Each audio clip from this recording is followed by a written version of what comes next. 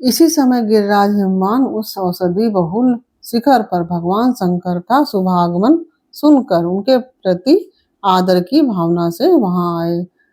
आकर सेवकों सहित गिरिराज ने भगवान रुद्र को प्रणाम किया, उनकी पूजा की और अत्यंत प्रसन्न हो हाथ जोड़कर उनका सुंदर स्तवन किया। ओम नमः शिवाय। कैसे हैं आप लोग? ईश्वर कृपा से आप सब अच्छे होंगे।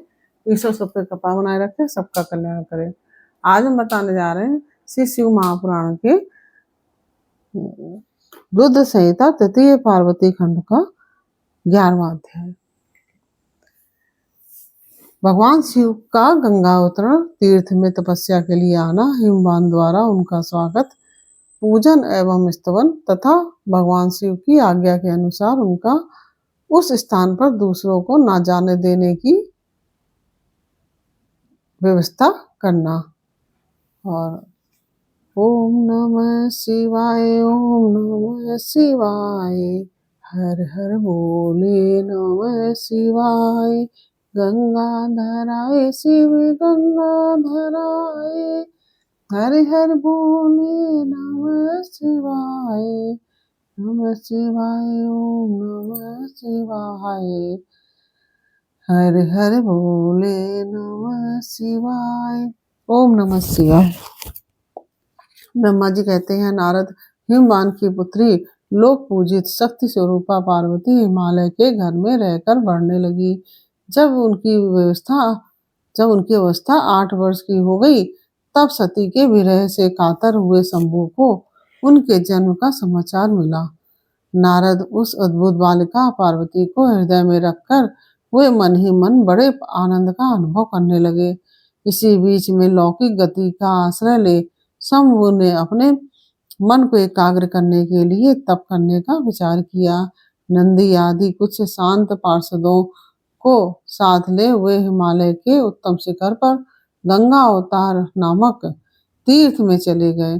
जहाँ पूर्व काल में ब्रह्मधाम से च्युत होकर समस्त पाप राशि का विनाश करने के लिए चली हुई परम पावनी गंगा पहल भूतल पर अवतीर्ण हुई थी।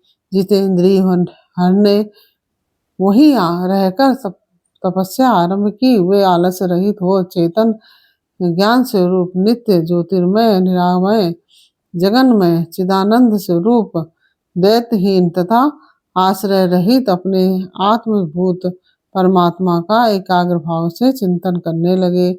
भगवान हर के ध्यान परायण होने पर नंदी भृंगी आदि कुछ अन्य पार्षदगण भी ध्यान में तत्पर हो गए।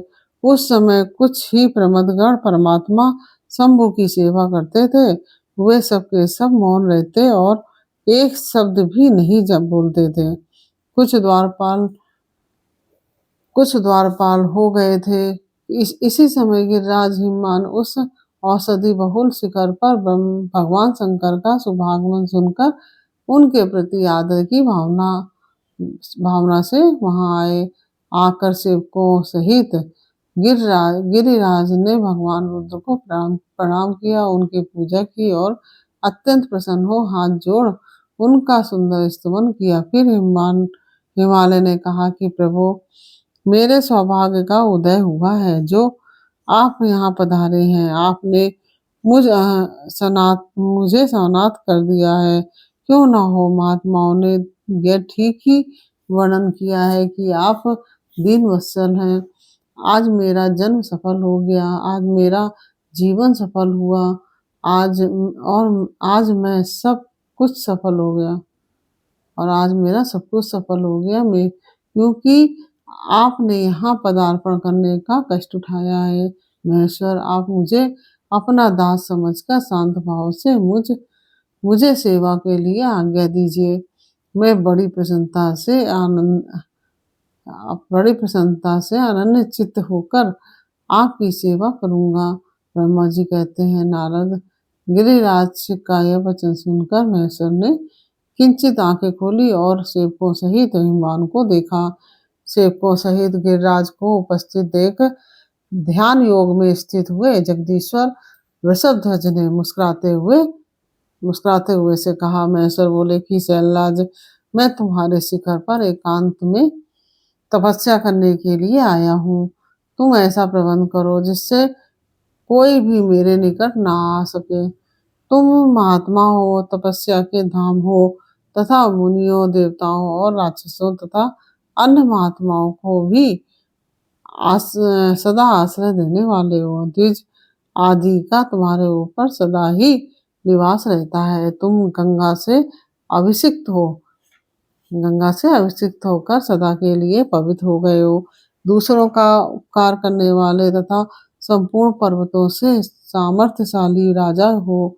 गिरिराज में यहाँ गंगा अवतरण स्थल में तुम्हारे आश्रित होकर आत्म संयम पूर्वक बड़ी प्रसन्नता के साथ तपस्या करूंगा। शैलराज गिरिश्रेष्ठ, जिस साधन से यहाँ मेरी तपस्या बिना किसी विघ्न बाधा के चालू रह सके, उसे इस समय प्रयत्न पूर्वक करो। पर्वत प्रवर, मेरी यही सबसे बड़ी सेवा है। तुम अपने घर जाओ और मैंने जो कुछ कहा है उसका उत्तम प्रीति से यत्न पूर्वक प्रबंध करो। ब्रह्मा जी कहते हैं, नारद ऐसा कहकर सृष्टिकर्ता जगदीश्वर भगवान शंभु चुप हो गए और उस समय गिरिराज ने शंभु से प्रेम पूर्वक यह बात कही। जगन्नाथ परमेश्वर, आज मैंने अपने प्रदेश में स्थित हुए आपका स्वागत पूर्वक पूजन किया है। यही मेरे लिए महान सौभाग्य की बात है। अब आपसे और क्या प्रार्थना करूं महेश्वर। कितने ही देवता बड़े बड़े यत्न का आश्रय ले महान तप करके भी आपको नहीं पाते। वे ही आप यहाँ स्वयं उपस्थित हो गए हैं। मुझसे बढ़कर श्रेष्ठ, सौभाग्यशाली और पूर्ण आत्मा दूसरा कोई नहीं है, क्योंकि आप मेरे पृष्ठभाग पर तपस्या के लिए उपस्थित हुए हैं।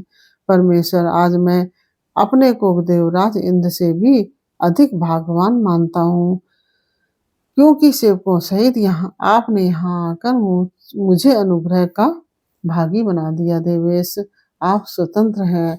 यहाँ बिना किसी विघ्न बाधा के उत्तम तपस्या कीजिए। प्रभु, मैं आपका दास हूँ, अतः सदा आपकी आज्ञा के अनुसार सेवा करूंगा। ब्रह्मा जी कहते हैं, नारद ऐसा कहकर गिरिराज हिमालय तुरंत अपने घर लौट आए। उन्होंने अपनी प्रिया मेनका को बड़े आदर से वह सारा वृतांत कह सुनाया।